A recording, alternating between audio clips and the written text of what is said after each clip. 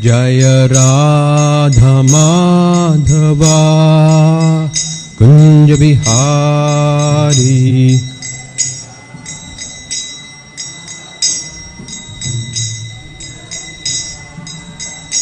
Jaya Radha Madhava Kunja Bihari.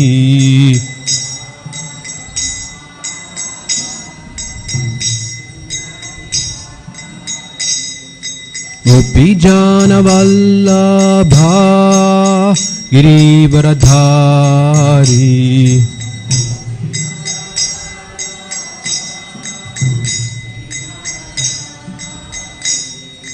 Gopi Jana Vallabha Girivaradhari.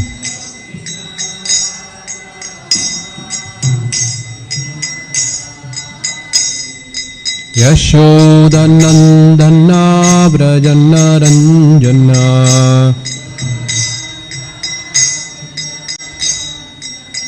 Yashoda Nandana Vrajana Ranjana.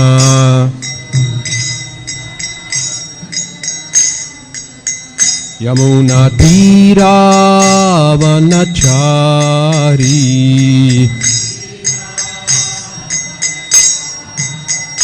Yamuna Tira Vānaprastha.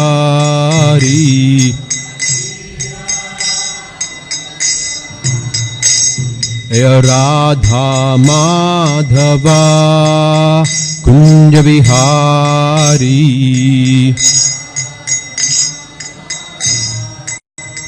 Kunja Vihari. Gopi Jana Vallabha Girivaradhari.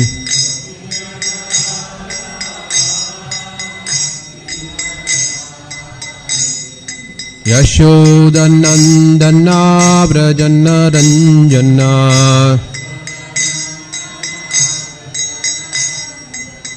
Yamuna Tira Vānaprastha. Jaya Radha Madhava Kunja Vihari. Kunja Vihari. Jaya Radha Madhava Kunja Vihari. Kunja Vihari. Jaya Radha Madhava Kunja Vihari.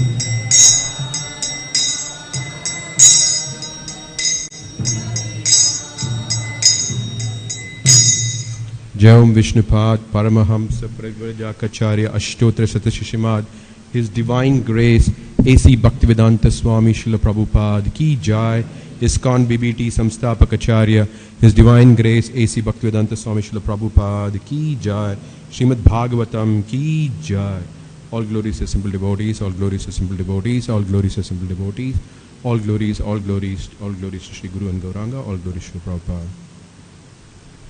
Om Namo Bhagavate Vasudevaya. Om Namo Bhagavate Vasudevaya. Om Namo Bhagavate Vasudevaya. Narayanam Namaskritya Naran Chaiva Narottamam Devim Saraswatim Vyasam Tato Jaya Mudiraye Nashtaprayesha Badreshu Nityam Bhagavata Sevaya Bhagavati Uttama Shloke Bhaktir Bhavati Naishtikhi. So this morning we are reading from Srimad Bhagavatam, Canto 7, Chapter 15, titled Instructions for Civilized Human Beings, text 38 and 39. What is listed on the board is text 39. but in the book it is combined together, and there's only a combined translation and a combined purport. So I'll just read the first part of the verse and then we can read it together. The first part of the verse goes like this. Gṛhastha-āśrama kriya-tyago vrata-tyago vatorapi tapasvino grama-seva bhikshorindriya-lolata ashrama pasada he ete kalvashrama vidambanaha devamaya vimudhamstan upekshet anukampaya ashrama pasada he ete kalvashrama vidambanaha devamaya vimudhamstan upekshet anukampaya ashrama pasada hi ete kalvashrama vidambanaha devamaya vimudhamstan upekshet anukampaya ashrama pasada hi ete kalvashrama vidambanaha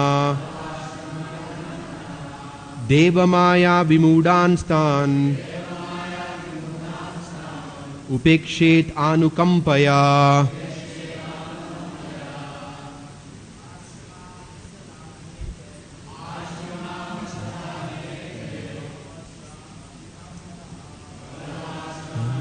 Banaha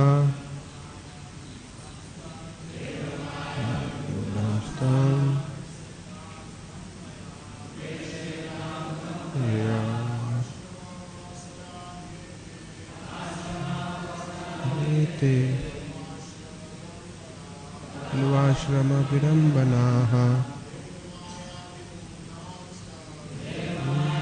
vidambanaha upekshet anukampaya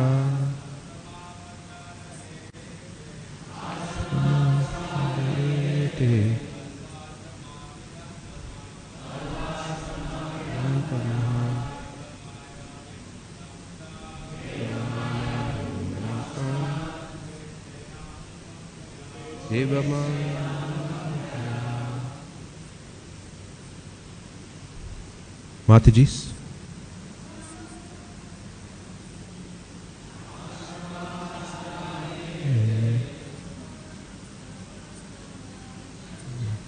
Kalvashrama vidambanaha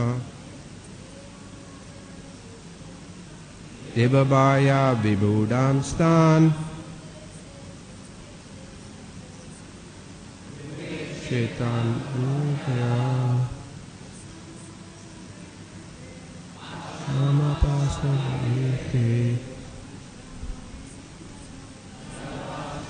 vidambana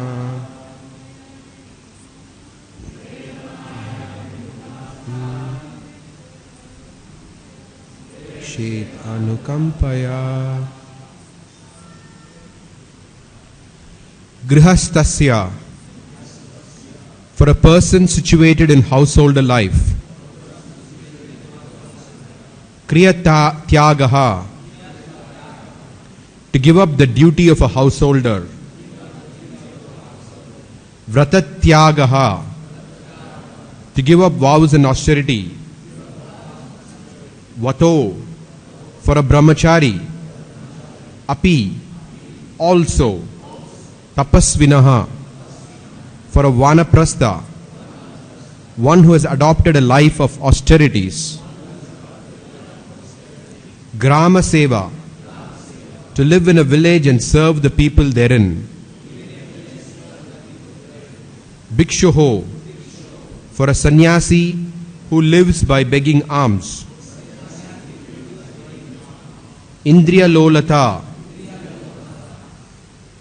addicted to sense gratification. So addicted to sense enjoyment. Okay, enjoyment. Ashrama of the spiritual orders of life. Apasadaha, the most abominable. He, indeed. Ete, all these. Kalu, indeed. Ashrama vidambanaha, imitating and therefore cheating the different spiritual orders. Deva Maya Vimudhan, who are bewildered by the external energy of the Supreme Lord. Than, them. Upeksheta, one should reject and not accept as genuine. Anukampaya, or by compassion, teach them real life. Translation and purport by His Divine Grace A.C. Bhaktivedanta Swami Srila Prabhupada. Jai Srila Prabhupada. It is abominable for a person living in the gṛhastha-āśrama to give up the regulative principles, for a brahmacārī not to follow the brahmacārī vows while living under the care of the guru, for a vānaprastha to live in the village and engage in so-called social activities, and for a sannyāsī to be addicted to sense gratification. One who acts in this way is to be considered the lowest renegade. Such a pretender is bewildered by the external energy of the Supreme Personality of Godhead, and one should either reject him from any position or, taking compassion upon him, teach him if possible to resume his original position. Purport. We have repeatedly stressed that human culture does not begin unless one takes to the principles of varnashrama dharma. Although grihastha life is a concession for the enjoyment of sex, one cannot enjoy sex without following the rules and regulations of household life. Furthermore, as already instructed, a brahmacārī must live under the care of the guru. Brahmacārī gurukule vasan danto guror hitam. If a brahmacārī does not live under the care of the guru, if a vānaprastha engages in ordinary activities, or if a sannyāsī is greedy and eats meat, eggs and all kinds of nonsense for the satisfaction of his tongue, he is a cheater and should immediately be rejected as unimportant. Such persons should be shown compassion, and if one has sufficient strength, one should teach them to stop them from following the wrong path in life. Otherwise, one should reject them and pay them no attention. Thus ends the Bhaktivedanta purport to Canto 7, Chapter 15, text 38 and 39 in the matter of instructions for civilized human beings.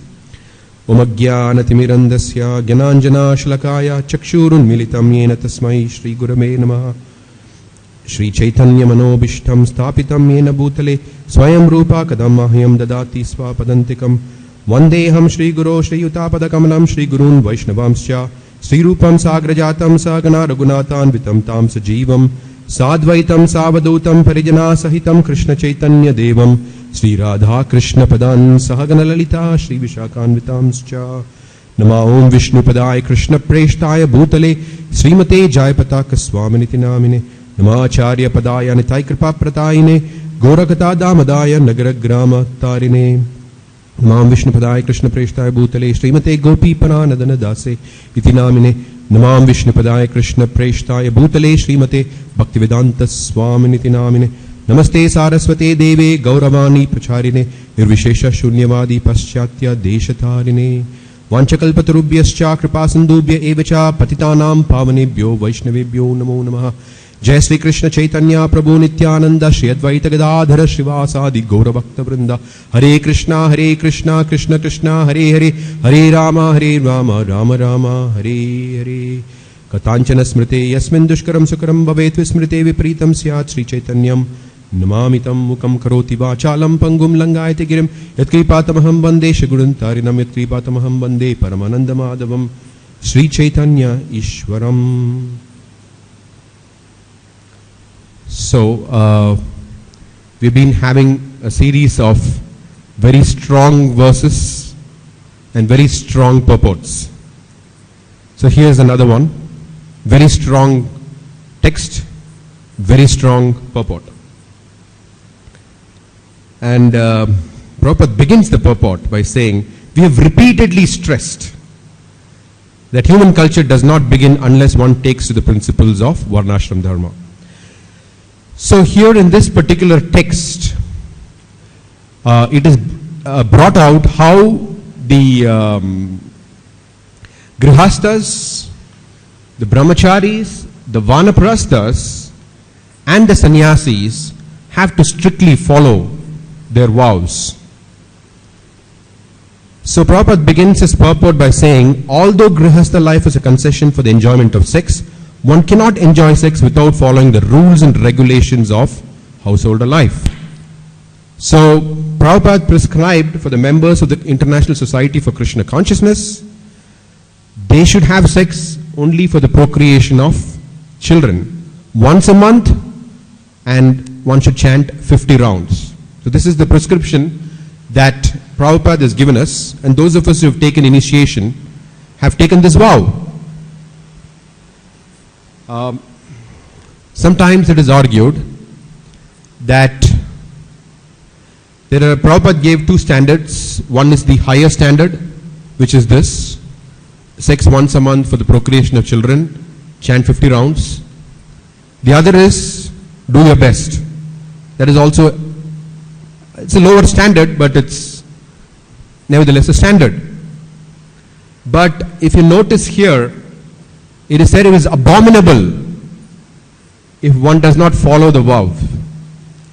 So if we understand Prabhupada's teachings very clearly, Prabhupada has said a few things in a few circumstances, but a follower of Prabhupada has to accept all portions of his teachings as equally true. All of his instructions are true. So here, considering the purport, considering the text and its purport, then one may wonder, you may be familiar that in Mayapur, when one of Prabhupada's disciples, he went to Navadvip and had sex with a prostitute. And when Prabhupada found out about this, he told him, this incident is recollected by Jayapataka Maharaj because he was personally present when Prabhupada chastised his disciple. He told him that, why did you go to a prostitute? And this disciple replied, because I can approach my wife, she is very strict, I can only approach her for sex for procreation. So what could I do? I had to go to a prostitute. And Prabhupada immediately replied, still you should have approached your wife. Going to the prostitute was sinful. So then, the natural question that would come up from this is that Prabhupada said there that going to the wife for sex, going to a prostitute is sinful. At least you could have gone to the wife. So then the implication there is that, it is not sinful to go to the wife. But here it says it's abominable. So how do we reconcile? So we understand it very carefully. The first question that we need to understand is, when Prabhupada gave that instruction, is he saying that approaching a wife for any purposes other than procreation is not absolutely sinful? Is it not absolutely sinful? That's the first question that we need to ask. That we need to try to understand. Not ask, try to understand. Jayapataka Maharaj himself, he was personally present there. He explains that what he understood was, Prabhupada was saying, just like we have this principle that we do not eat food cooked by non-devotees, which is not offered to Krishna. Sometimes devotees may, out of the urge of the tongue, may eat some food which is vegetarian but not offered to Krishna. So Jayapataka Maharaj explained this is like that. So is it not sinful? It is. But it is not as sinful as going to a prostitute. Just like Krishna explains in the 13th verse of the 3rd chapter, So Krishna explains that one who does not offer food to one who does not eat sanctified food, that is food to the Lord, eats all kinds of sins. In fact, he says, one who does not offer the food verily eats sin. So Krishna himself is saying, and Prabhupada gives a very strong purport to that verse. So what we have to understand is, there's no such thing as a lower standard. There's only one standard which Prabhupada gave, which is that for grihasthas, sex life is only for the procreation of children. Once a month, chant 50 rounds. So, if one is for some reason not able to maintain that standard, then the only option is to approach the wife for sex other than procreation. At least it is not as sinful as having sex outside of marriage. So you could have unoffered vegetarian food and unoffered non-vegetarian food. Obviously, unoffered non-vegetarian food is far more sinful than unoffered vegetarian food. So what is Prabhupada doing there? Is he actually compromising? Or is he, what is it? What kind of adjustment is he doing there? And in the very third chapter where this text appears about eating food not offered to Krishna, Prabhupada later on in the chapter, text 31 of the third chapter, Prabhupada explains, in the beginning of Krishna consciousness, one may not fully discharge the injunctions of the Lord. But because one is not resentful of this principle and works sincerely without consideration of defeat and hopelessness, he will surely be promoted to the stage of pure Krishna consciousness. So we can understand Prabhupada's instruction to that grihastha, to that devotee who went to Navadip, in this context. Prabhupada is very clearly clarifying, in the beginning of Krishna consciousness, one may not fully discharge the injunctions of the Lord, but because one is not resentful of this principle and works sincerely without consideration of defeat and hopelessness, he will surely be promoted to the stage of pure Krishna consciousness. So, Prabhupada is making the point that there is a standard, but if one is not able to follow that standard, one cannot consider that, okay, this is also another acceptable lower standard. It is not at all a standard, rather it is defeat. But Prabhupada says that one should not be overwhelmed by it, the feeling of defeat and hopelessness. Rather, one should execute the devotional service with determination, and eventually one will come to the proper platform. Now recently I was giving a class to a particular audience about the pastime of Kardama Muni and Devahuti. So after the class somebody asked me the question that in the example of Kardama Muni and Devahuti, yes, Kardama Muni practiced devotional service for 10,000 years. Even Devahuti is described as perfected in the yoga system. And then you see that after they're married, he builds palaces for her and he goes around, with her, and it looks like they had unlimited sex, unrestricted sex. So, and then Kapila Deva was born. So, how do you reconcile that? So, when we read scriptural incidents, it is very important to understand, we cannot just read a scriptural incident and just directly derive some meaning out of it. So, we have to approach scripture to the writings of the acharyas, specifically for us, to the writings of His Divine Grace A.C. Bhaktivedanta Swami Prabhupada, who is the founder acharya of ISKCON. So, the general, Prabhupada explains a lot of times that this vānaprastha rules are meant for human beings. To be a human being, you have to follow the vānaprastha. But the demigods are higher than these rules. And what to speak of the Prajapatis? Kardama Muni was one of the Prajapatis. So the rules that apply to us don't apply to them. It's a different set of rules. So we should not try to comprehend that pastime, trying to apply the rules that we have here. Rather, we should look at what Prabhupada is explaining. In fact, if you look at the chapter heading of that, it doesn't say Devahuti's honeymoon. Rather, it says Devahuti's lamentation. That is the name of the chapter. Anyway, but the little point is that we cannot just pluck something out of scripture and use our own minds to interpret and come up with a conclusion that is different than what Prabhupada has given us. So Prabhupada has prescribed one standard and is consistently stuck to it. But you can notice in this verse, even if it says abominable, it is abominable. Still, what does it end with? It says you have to be compassionate. Anukampaya. So compassionate. So Prabhupada was a perfect example of that. He was very clear about his standards. He did not mince words. He was not ambiguous. Therefore, he was compassionate if someone was not able to follow. But he did not lower his standards. Now, one thing that is important is, okay, let me just deal with the next two. There's brahmacārī. Of course, among all the four regulative principles, only the grihasthas have a concession to indulge in sex life under certain regulated conditions. But whereas the brahmacharis, there's no, it's a standard. So that therefore, Prabhupada just says the brahmachari does not live under the care of the guru. Which means that if a brahmachari, the very nature of a brahmachari is he should live in an ashram. There's no such thing as a brahmachari living at home. An unmarried person is not a brahmachari. An unmarried bachelor is called a bachelor. It's not called a brahmachari. Brahmachari means one who lives under the care of the guru. That means, as Prabhupada said, disciple means discipline. So one who is ready to be disciplined by the guru by living in an ashram is called brahmachari. Of course, gṛhastha also is called an ashram. I'll come to that. So then it says vānaprastha engages in ordinary activities. So what happens is generally when householders have enjoyed their senses, then when they get into retired life, they usually indulge in a lot of social activities. So many distributing food to the poor or whatever, all kinds of opening hospitals, all kinds of, this is what the retired people generally end up doing.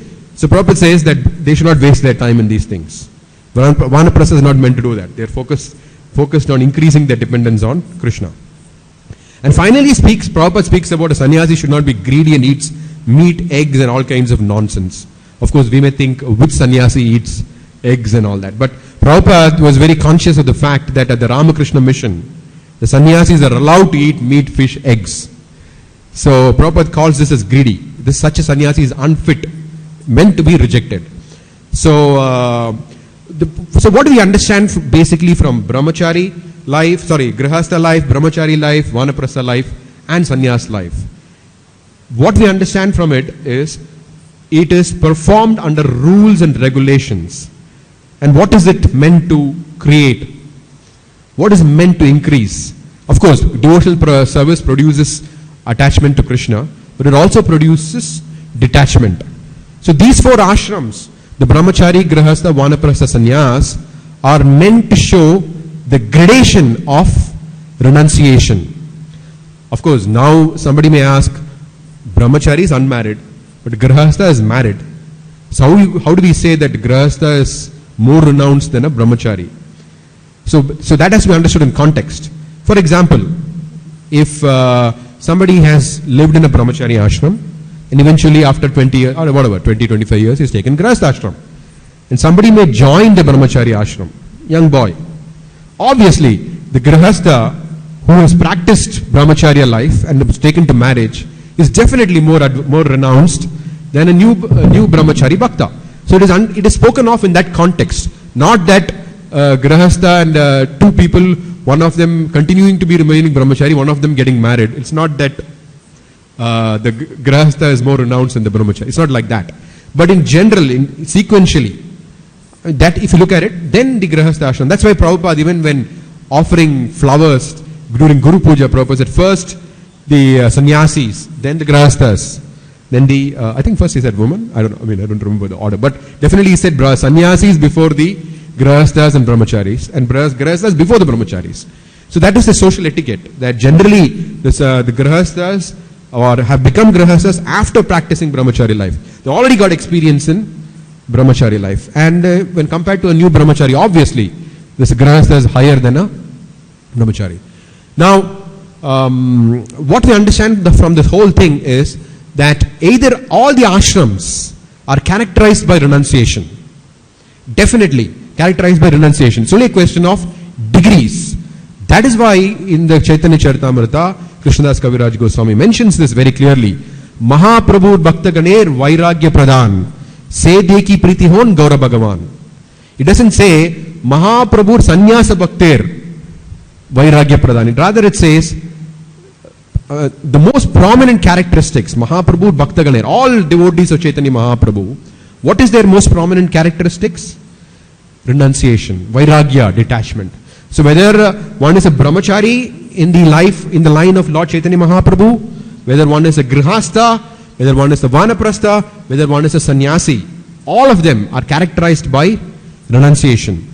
Within that there may be degrees. Sannyāsī may be more renounced than a gṛhastha. But the principle of detachment is one which runs commonly through all of them.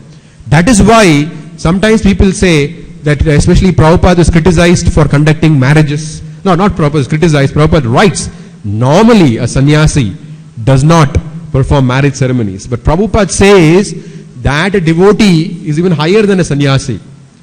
And he says that in Krishna consciousness there is no difference between a gṛhastha-āśrama and a sannyāsī-āśrama. Technically there is that, a small difference, that a sannyasi cannot have children, cannot associate with a woman, whereas a gṛhastha can associate and have children. But Prabhupada says sannyāsī-āśrama is as good as gṛhastha-āśrama is as good as the sannyāsī-āśrama. And I'm not making this from the top of my head, you may have read it.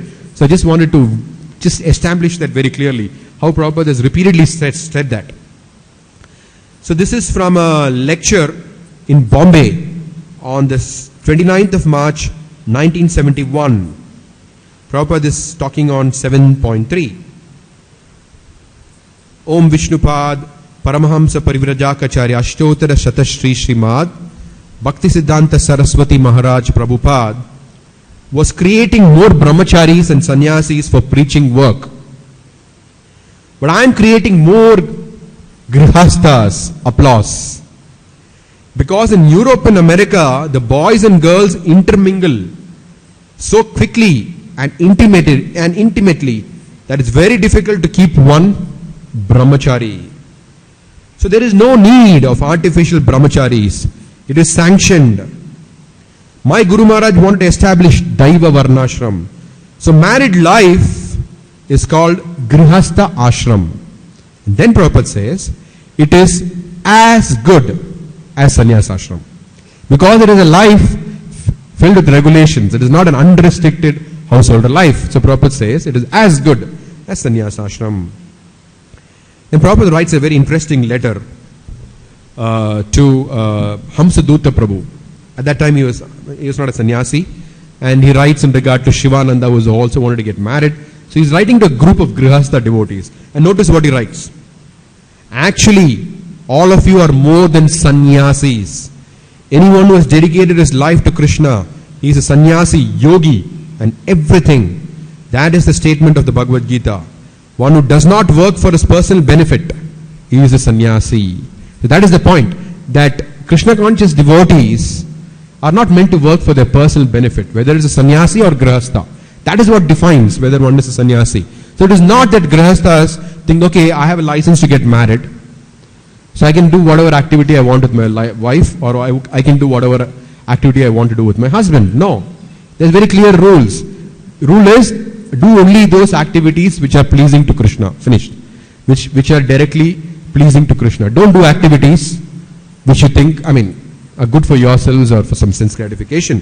So that is the point. But just like Bhaktivinoda Thakur sings, Manasa deho geho jo kichu mor arpilu tu hogavde nanda kishore. Whatever is mine, my mind, my body, my words, my family, everything is yours. That is the mood of an ideal grihastha. We are members of Krishna's family, Prabhupada writes. One who does not work for his personal benefit is a sannyasi. It doesn't matter what is his dress. So it doesn't matter what is his dress. So all our devotees are more than sannyasis. But to become family members of Krishna's, our aim is not to become a Mayavadi sannyasi, but to become family members of Krishna's devotees.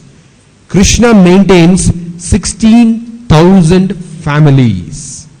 And if you get a chance to serve in one of the families, then your life is a success. So Prabhupada created ISKCON as Krishna's family. So if we get a chance to serve and follow the vows properly, then our life is a success. Real sannyas means no more interest in material activities, but simply dedicated to Krishna's service. That is real sannyas. So you are greater than a sannyasi. He is writing to a grihastha. Then he says about the other boys who want to get married. So you train all these boys to be practical sannyasis. in the service of Krishna. He's not telling them, train them to be practical grahasthas. Train them to be practical sannyāsīs. Now, sometimes devotees have this thing that Prabhupada said this in a lecture or somewhere else, but it's not in his books. The books are the main source of evidence. Of course, the books are the main source of evidence, but Prabhupada said, whatever I've spoken in the conversations are not different from the books. So, we can understand the conversation through the books. There's no problem with understanding the conversation through books, and Prabhupada has never spoken anything contradictory in his conversations. So, here's from the book. 18th chapter, there are two texts, two purports especially. There are many members of the International Society for Krishna Consciousness. Text 11 of the 18th chapter. There are many members of the International Society for Krishna Consciousness who work very hard in their office or in the factory or some other place, and whatever they earn they give to the society. Such highly elevated souls are actually sannyāsīs and are situated in the renounced order of life. 1849. Next purport is 1849. Previous one was 1811. So 1849 it's a part of the purport. Real renunciation means that one should always think himself part and parcel of the Supreme Lord, and therefore think that he has no right to enjoy the results of his work. Since he is a part and parcel of the Supreme Lord, the results of his work must be enjoyed by the Supreme Lord. This is actually Krishna consciousness. Then he says, the person acting in Krishna consciousness is really a sannyāsī. So Prabhupada defines the person acting in Krishna consciousness is really a sannyāsī, one in the renounced order of life. By such a mentality, one is satisfied because he is actually acting for the Supreme. Thus he is not attached to anything material. He becomes accustomed to not taking pleasure in anything beyond the transcendental happiness derived from the service of the Lord. So Prabhupada says, this is the nature of a devotee, whether gṛhastha, brahmacārī, vānaprastha, sannyāsī. He becomes accustomed to not taking pleasure in anything beyond the transcendental happiness derived from the Lord. So we can see Prabhupada has consistently explained that the gṛhastha-āśrama is as good as. So what he's trying to stress is, there is a difference, of course, otherwise Prabhupada wouldn't have 4 different names in 4 different orders. The difference is only the degree of renunciation. The renunciation is a constant feature. Now we may think, okay, this is Prabhupada's unique interpretation.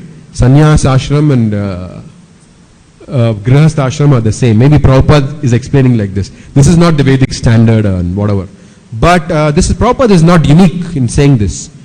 Rupa Goswami himself, in the Nectar of Devotion, we have the 64 principles which are important for devotional service.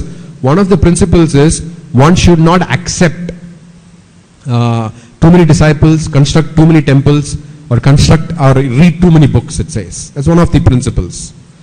Now, Rupa Goswami, he derives that. He explains how he's deriving that principle. That is from the we are in chapter 15. Rupa Goswami derives that from chapter 13 of the 7th canto, text 8.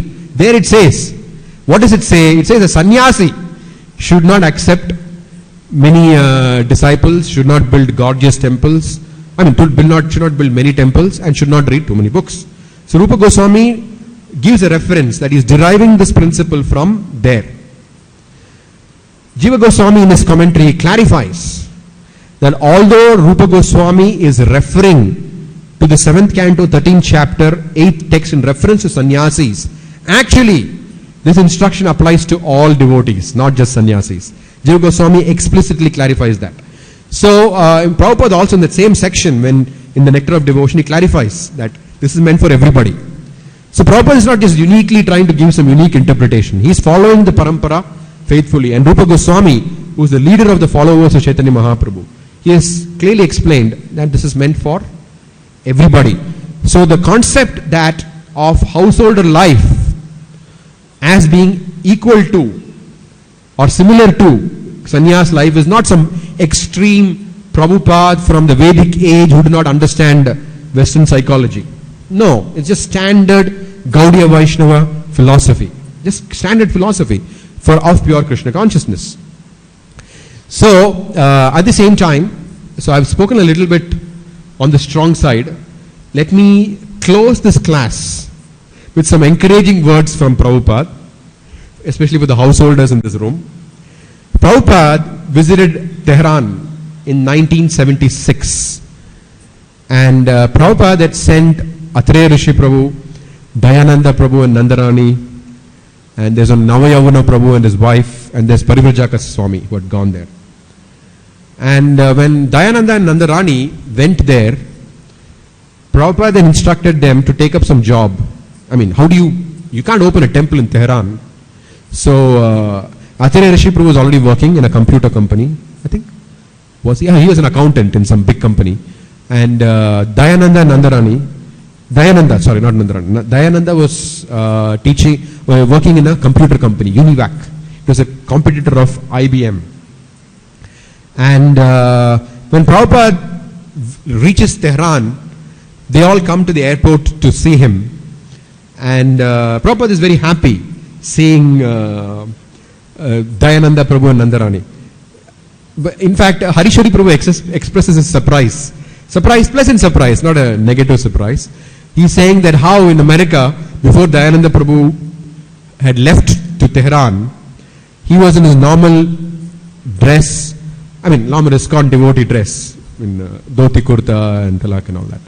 So here in Tehran, when they came to the airport, he was tilak of course, but he was wearing a coat and suit, and he was having regular hair. So Harishwar was kind of pleasantly surprised. Prabhupada is very pleased seeing Dayananda Prabhu. And he said, this is the best engagement. You were only earning $600 in America. Now you're earning $1,000. And you're also fully engaged in preaching. Because that is the instruction which Prabhupada gave them. That make your house into a temple. So that was Prabhupada's concept of congregational life.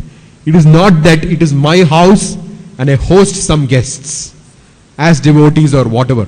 Prabhupada's concept of grahastha life is, it is not my house in the first place. This Krishna's house, you are a guest there. And everybody else also can come to the house as guests. That is how Prabhupada trained his disciples. And that is what Prabhupada means as householder life. There is no such thing as a private life. Our life is only one life, a life dedicated to Krishna. That's always never a private life. There's nothing private or secret about it. So, and Prabhupada is very happy seeing, and he's so happy because he's working, earning, and using his money for spreading Krishna consciousness, inviting people home, spreading Krishna consciousness. So Prabhupada ends on Prabhupada speaks something very interesting. He speaks a story of Kardama Muni and Devahuti, which I spoke about a little earlier. And after that, he writes this. And it's quite humorous, the way Prabhupada describes it. So, householder life is not condemned. It is required. If there is no householders, then where from the saintly persons will come? They will not drop from the sky, Prabhupada says. So everything is required. In our society, we have got householders, we have got brahmacāris, we have got sannyāsīs. So Krishna consciousness movement is a very scientific movement for the total benefit of human society. If it is properly carried out, then everyone will be satisfied and happy and go back home, back to Godhead. Thank you. Jai Shri Prabhupada ki Jai. So I think I'll stop there if there are any comments or questions. Yes, Prabhu.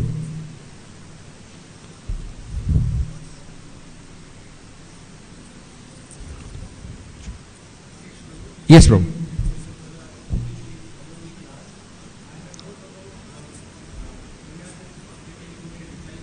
Sannyāsī stay not taking too many disciples. Yes.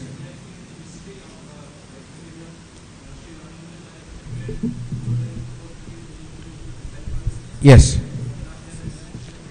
Okay, let me keep, otherwise I may forget the question. So because there's an audience, internet audience, so let me just repeat for their benefit. They'll be totally blank right now. So Prabhu is asking the question that in Vaishnava line, always Acharyas had a lot of disciples. Like Ramanujacharya had 32,000 disciples. Then, okay, 30,000. Yes. Okay. Okay, good. So So he further went on to ask, like Prabhupada accepted many disciples, his disciples are accepting many disciples. So Rupa Goswami, Jiva Goswami and Prabhupada clarify what it means. The Bhagavatam text is there, but all of them have clarified what it means. So when it says that you should not accept too many disciples, it says that you should not accept too many disciples just for the sake of prestige. Means you should accept only qualified disciples, it says. And who can spread the Krishna. Prabhupada writes that also. That one, you should accept only qualified disciples and who can spread the Krishna consciousness movement also. Not simply accept disciples. So the spiritual master accepts the disciple, imparts Krishna consciousness for their practice, and also encourages them to preach, because we need preachers. Therefore, that is permissible. Similarly, not build temples. That Prabhupada writes very clearly that, even Jiva Goswami and Rupa Goswami, they've clarified, it means, especially Prabhupada saw it, said sometimes his god brothers just built some temples and Prabhupada criticized sometimes, just building temple for eating and sleeping. So that is prohibited. Not all his god brothers, some of them. So similarly, not to read too many books, because generally people think that a big scholar, fantastic scholar, oh, wonderful to hear him. Even ISKCON devotees I've seen sometimes, outside, even people from other sampradayas, who are a little bit mixed up in their philosophy. Of course, Sri Vaishnavas are genuine, but it's not that every Sri Vaishnava is genuine. But I've seen in some places that devotees are so eager to hear one particular Sri Vaishnava. But he criticizes, some of the things that Prabhupada did. So what is the use of hearing him, even if he's a big orator? And because he knows so many things. So the point is, one should not read books simply to display one's learning. So read books should be to advance in Krishna consciousness and to help followers to advance in Krishna consciousness. So that is what is meant. That is interpreted like that. Yes, ma'am. 1 second. Yes, ma'am.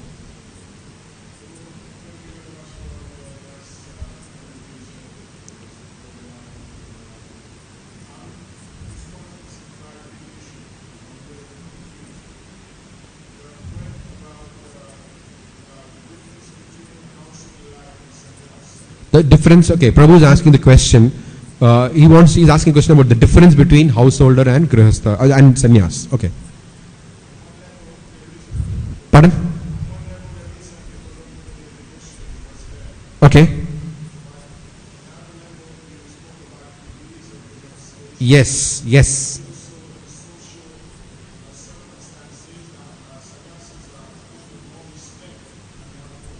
Okay.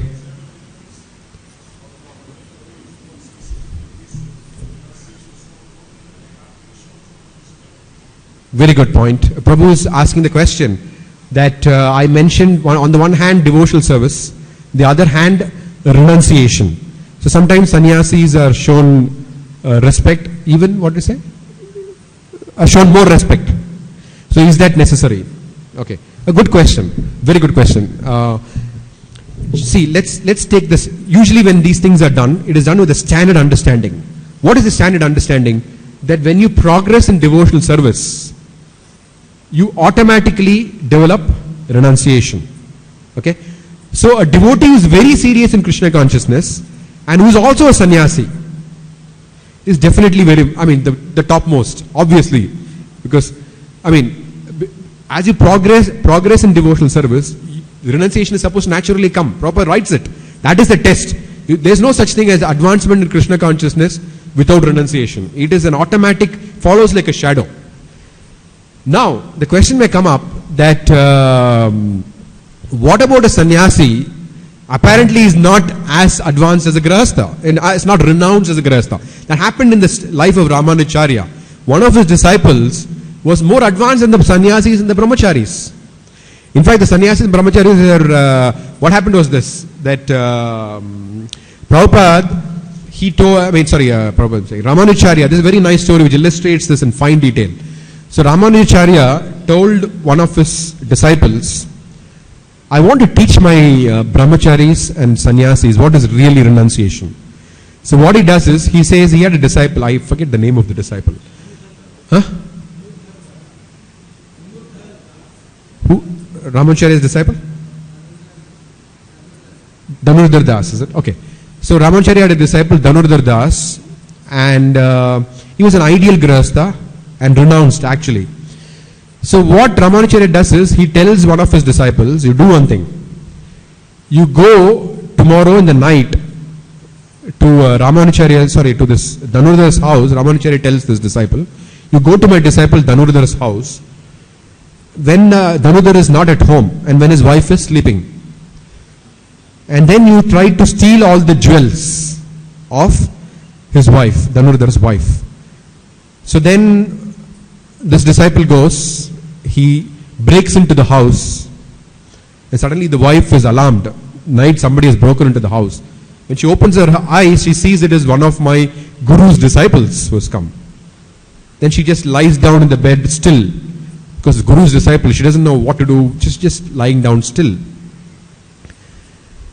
And then what happens is that she's lying down on one side, and this disciple comes and steals ornaments from one side. And she knows that this is my guru's disciple because of her advancement in Krishna consciousness. She takes it as Krishna's will.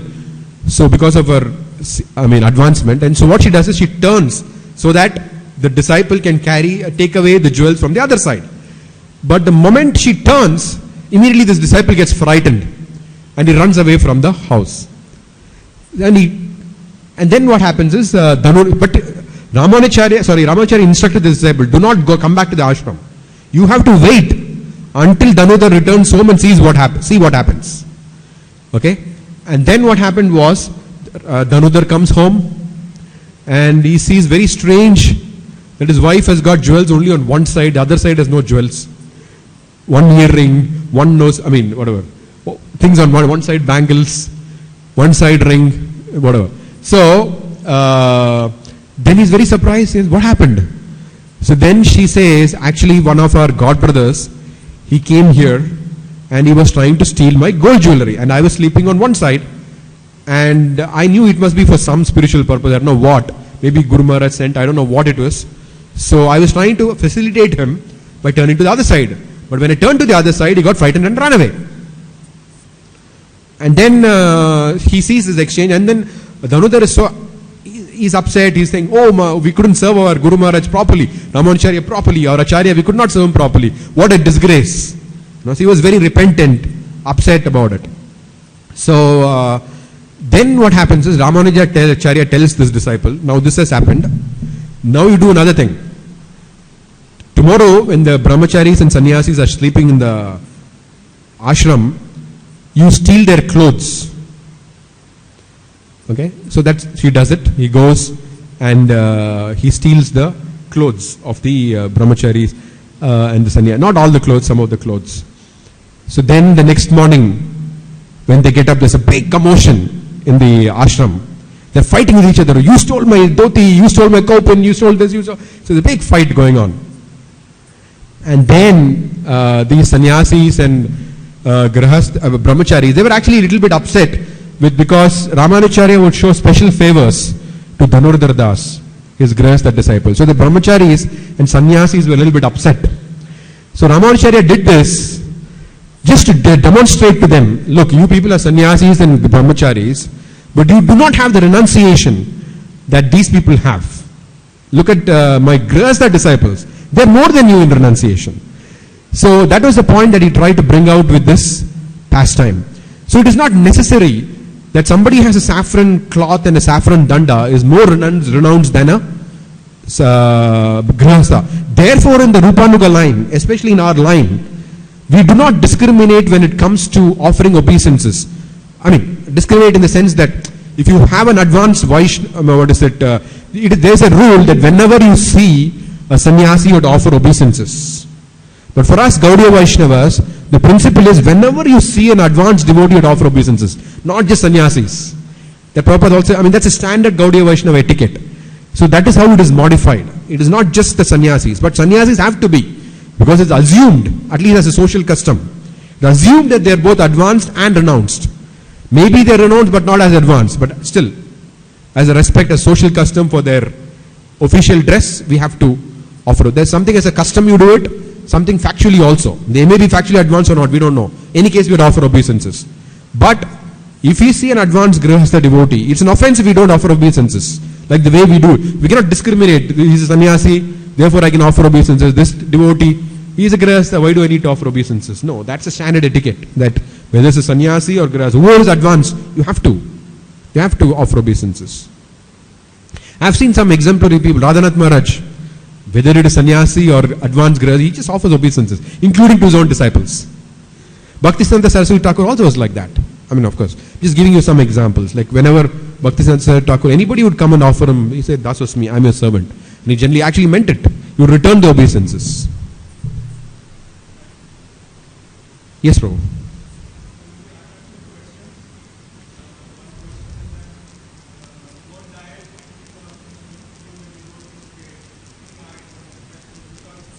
What precautions did devotees take in Mayapur? The weather is humid. With regards to sattvic food, weather is humid. Okay? How is that connected? What, I mean, prasadam, humidity, and connected to what principle are you talking about? You will be able to control one's senses. Okay. So, Prabhupada gave the general prescription, prasadam.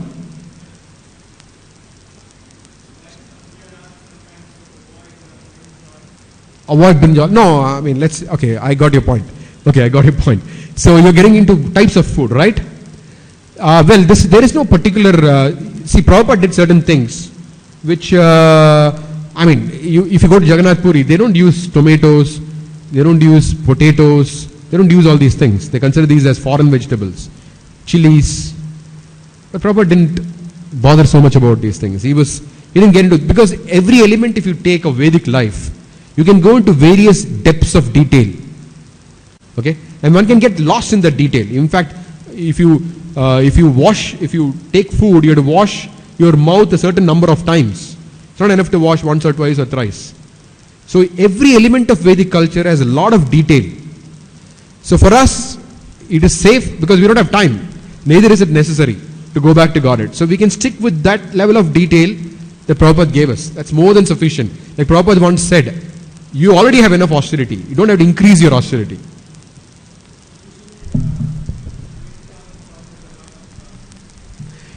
Yes, so for some people, brinjal is not good.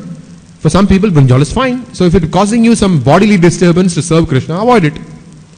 That Prabhupada is very realistic. Okay, if you find that this thing, okay, don't take it. There's no regulation of you have to take brinjal.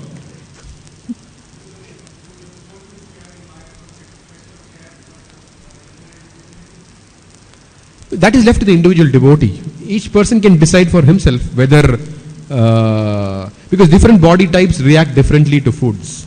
So some people are fine, some people are not fine. So that's an individual choice.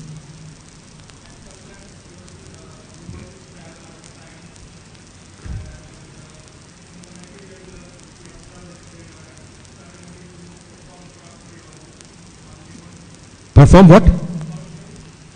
Perform black magic, you mean? Okay. So his question is that in the material world, there are people who may perform black magic even on devotees. Yes. Okay.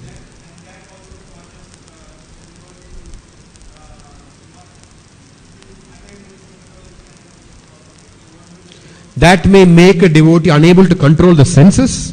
Oh, that's interesting. Okay. So what should they do?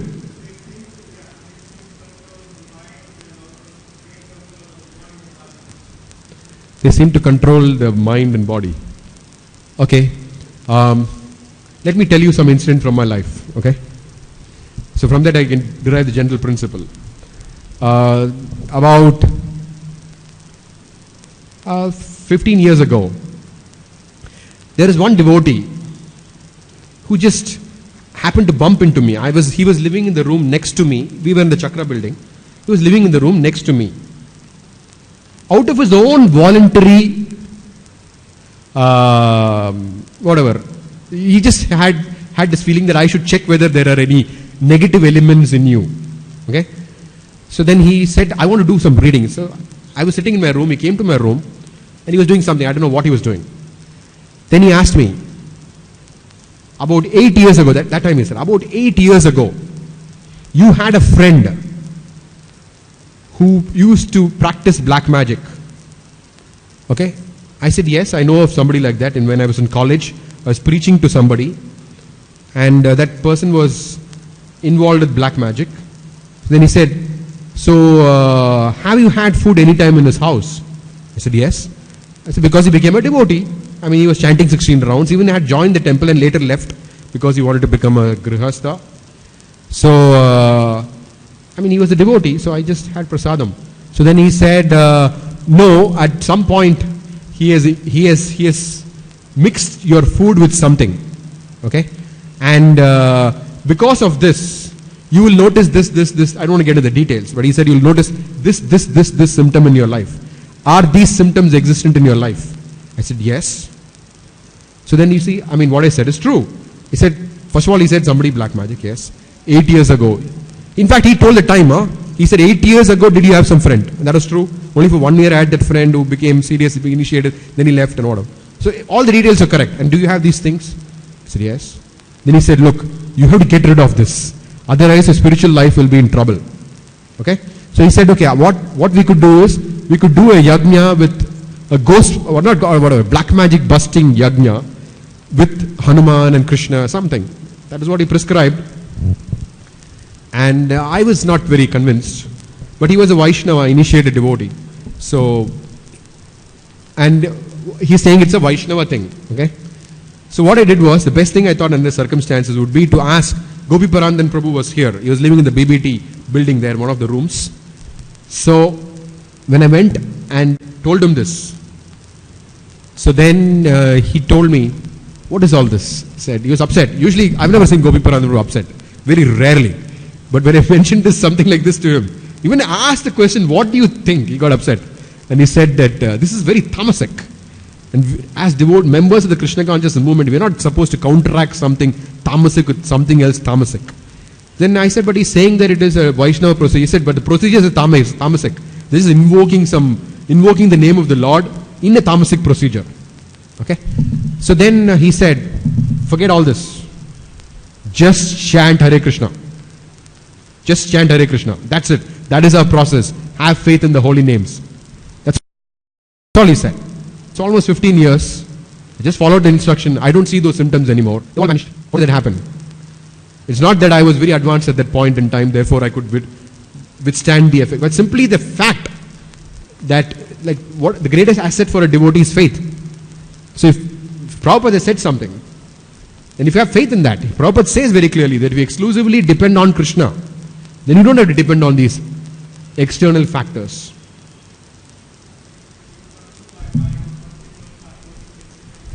Bhaktivinoda Thakur? Yeah. Very good point. Bhaktivinoda Thakur's family was affected by black magician, Hrishikeshan. Yes? So,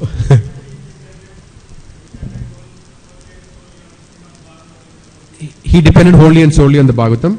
Yes? So you're just saying that that's another incident. Yeah. But some people may say that is just Bhaktivinoda Thakur.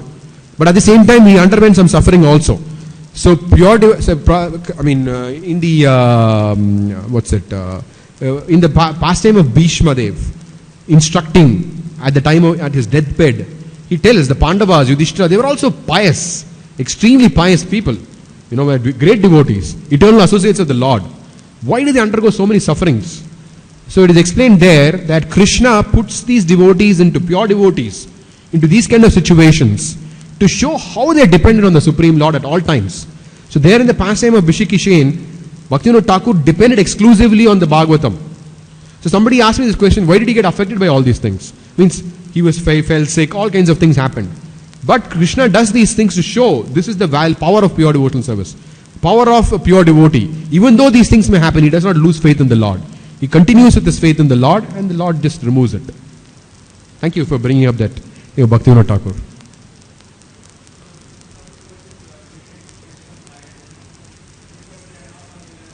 No, there's a question. You are talking about some people take some, if they're not on that level. There's no excuse for not being on the level. All that you need is faith in the holy names. That's all. Prabhupada said it. If you go tell Krishna, I don't know anything. I don't have faith. I don't know anything. But Prabhupada said this. Therefore, I'll just chant. That's all. Krishna will take care. That much you can do.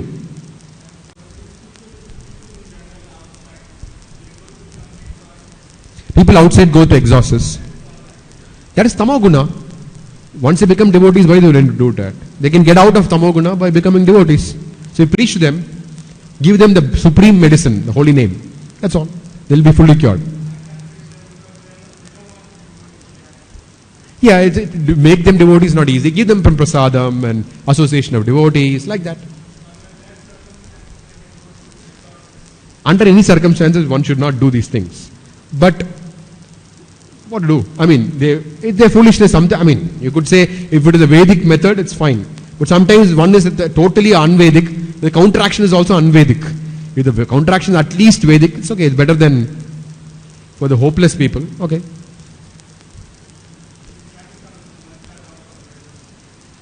Yeah. But what is the point? Anyway, they're going to become, they're going to undergo birth and death, again be born. What is the use of all these things? It is just to improve their material life, they're doing it. Yeah. You can try, different people, different circumstances are there. You have to see what is appropriate. Srimad Bhagavatam ki jai, Srila Prabhupada ki jai.